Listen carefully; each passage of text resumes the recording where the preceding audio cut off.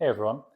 Today I'm looking at the high frequency part of my audio system, and I've got some really cool new drivers to show you as part of that. But before I do, there is a short backstory. So in my last video where I was working on the crossovers and doing some basic EQ and things like that, I published that video that had measurements in it.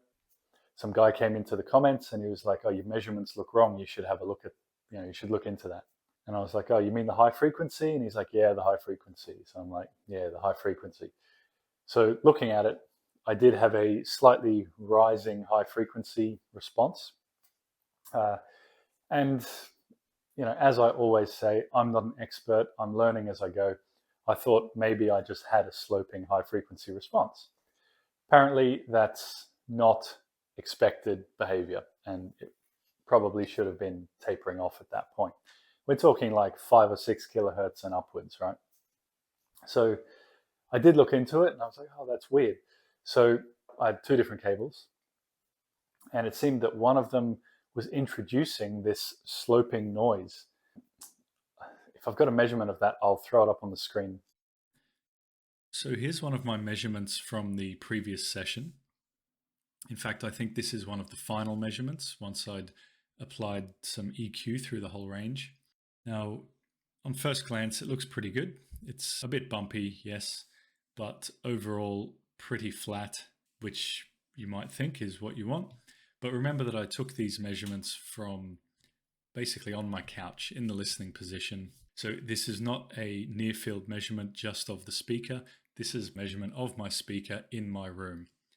And under those circumstances, you might expect the high frequencies to be dropping off considerably, particularly right up here between the 10 to 20 kilohertz range. And indeed, if you were listening to this and this was real, then it would probably be quite harsh and difficult to listen to. So here's the measurement with the bad audio cable of just the subwoofer. I'll get rid of this. So now we can see we've got that lumpy bass, room modes. The crossover is tapering this off down to around 500 hertz there, but then you get this really smooth rising response, and this is cable noise. It's only in the high frequencies or the mid to high frequencies, and it's only this obvious when you're measuring a subwoofer because there's nothing else in this range. The line should not be going up in this range. Going back to the full range measurement, you can probably see how if this measurement also had this noise in it, it would be contributing, and the higher the frequency, the more it contributes to the overall response being mapped here. So this is what's happening. You're getting the sound out of the speaker, the noise out of the cable, and you can see that extreme upper end there identical because it's basically all noise at this point because the actual frequency response has dipped below the noise floor. So that's what's happened. Back to me in the living room. Rather than spend the rest of my life messing around with that, I decided to shell out some cash and get myself a USB measurement mic. So this is the Dayton UMM6. A bit more expensive than the other one, but I decided if I want to build a good sounding system, I'm going to need proper tools to do it. So happily, I plugged in the new mic via USB, took a few measurements, and they look fine. So, money can't buy happiness, but it has bought me some peace of mind at least. So anyway, what I've done is I've now remeasured the panel from the listening position, just like I did in the last video, but using the new equipment. And I'm going to throw those up on the screen now, the comparison, so you can see what I'm talking about. Okay, so here's that same measurement in red versus one of my newer measurements with the new equipment in blue. As you can see, they've got basically the same shape, roughly bumps in all the same places. I did try and replicate the measurement as closely as possible, so setting everything up in the same place, but it may not have been perfect. What I'm talking about here though is you can see in this red measurement, it dips right down. That's like saying 59 dB there. And then by the time you hit 20 kHz, it's higher. It's like 4 decibels higher. So it's actually coming back up. Whereas the blue measurement here is pretty consistently slightly downward slope, which is more in line with what you'd expect and more in line with what you'd actually want to listen to. You can make that even more obvious if I smooth it more. There you can see this line very flat, scoops down and then rises back up. The new one starts high and pretty much just tapers the whole way, which is excellent. It's actually taught me another lesson as well, which is that my listening skills aren't perfect. It probably seems obvious, but there you go. I took those measurements, I put my speakers out in the room, and I listened to a few bits of music, and I thought, this is sounding really sweet, job done. A more experienced person would have identified, there's a lack of sparkling air at the top or something like that. I don't even know if I can hear to 20K, I doubt it, but I'm going to do it because I want to make a good system. So I do have something to try. The first candidate is this. This is a BMR driver, balanced mode radiator. And you may remember that a DML, distributed mode loudspeaker, operates differently from a cone type speaker, where a cone speaker utilizes pistonic movement. So it's sort of rigid and it's moving in and out like that. DML is different. Obviously, the whole panel isn't moving in and out like a piston. It is bending throughout the panel. The idea behind a BMR driver is that it sort of does both. At least that's what they say. In the higher frequencies, it behaves more like a DML. So very small high frequency wavelengths will propagate across this tiny little panel, whereas lower frequencies, the whole diaphragm here should act more like a piston, like a conventional speaker. That's the theory. The interesting side effect, or interesting effect of that, is that in the higher frequencies, it's going to behave more like a DML when compared to like a dome tweeter or something. When I say behave more like a DML, I mean wide dispersion. You may have seen regular floor standing or bookshelf speakers where you're getting a balanced sound in this location, but as soon as you move out to the side, the highs maybe drop away and the sound is different. It's because the high frequency sound is more directed than the low frequency sound, right? So you move outside of the sweet spot and it ain't so sweet anymore. The idea with these is that the sweet spot is wider because they're more like a DML, which behaves with wider directivity. These were recommended again by someone in the comments, so thanks for that. I have gone onto AliExpress and found probably the cheapest version of this type of driver that I could find. I would have preferred a round one, but maybe if they're good in the future, I'll look into that just for aesthetics. What I'm going to do is basically just use this as a tweeter. And not even that, I'm going to use it only for that sort of upper octave. It's not going to be under any stress at all. So, got my driver. And to mount that on the speaker, I've 3D printed a couple of these little frames or little brackets. So the driver just goes onto there. And then just for neatness, a little surround for the front, like that. Little 3mm bolts to hold that all together. And then in the back, as usual, I'm using a captive nut design. So I just put the nut in there, hold it in place, and then screw the bolt through there till it catches, and that'll hold it together nicely. Here's how it's going to look on the frame. Like, it's a bit odd, just this one little weird bit sticking up. So what I can do, because of the design of that bracket, I can just take the front part off and then replace it with something else. So I've already been experimenting with something like that. It's not really a waveguide, it's pretty flat.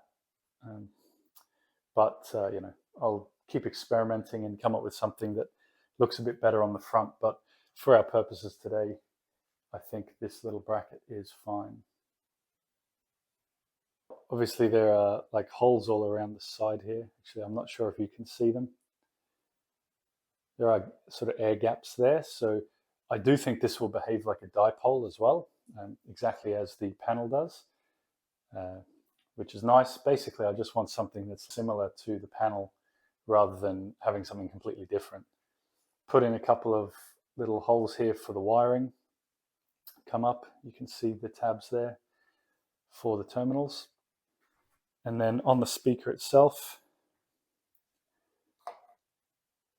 that will sit something like that. And I'll run the wiring around the back of the frame and all the way down to the terminals, much like I've done for the main exciters there. All right, so I've done some measurements, both of the BMR by itself and also the speaker as a whole, or that channel of the system as a whole. So I'll put those up now and discuss them on the screen, and then I will install the drivers on top of here, wire them up, and I guess I'll play some music for you.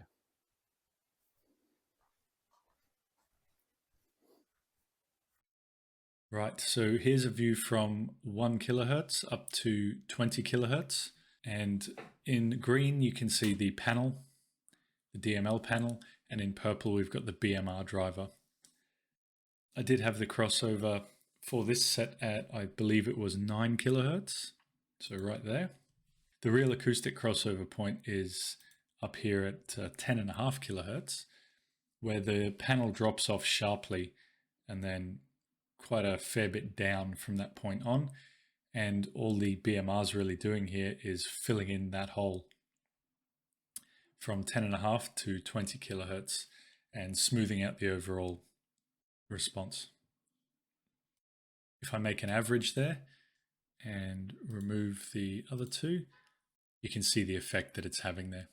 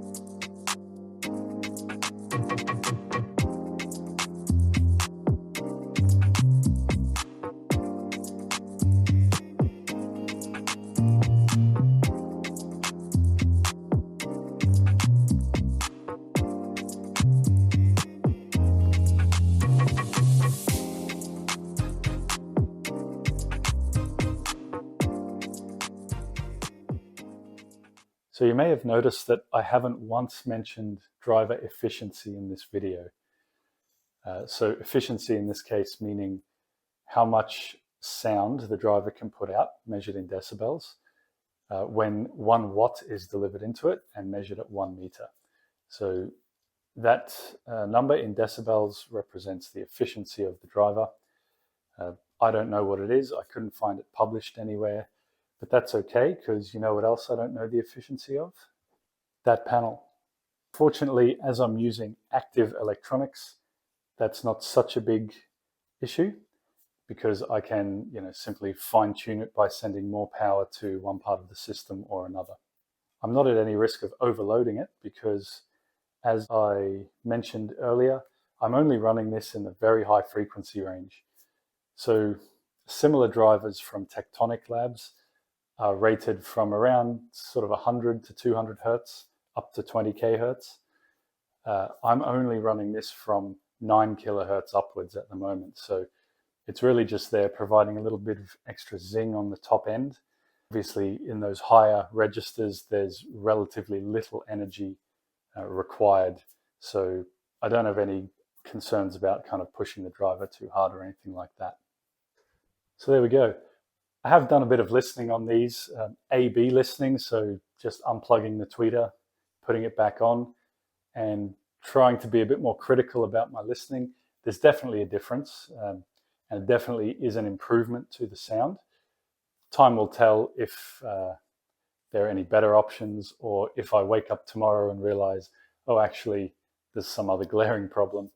No guarantees, right? But for now, I'm really happy with this upgrade. Now I'll put some music on. Obviously, it'll sound like they did last time because YouTube, but feels weird having a speaker video without music at the end. So here you go.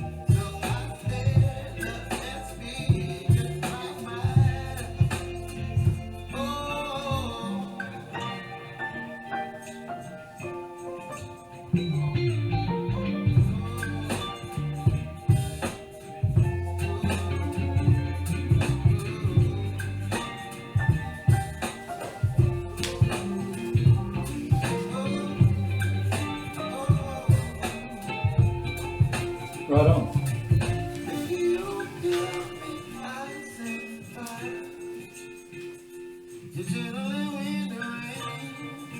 You're some kind of butterfly.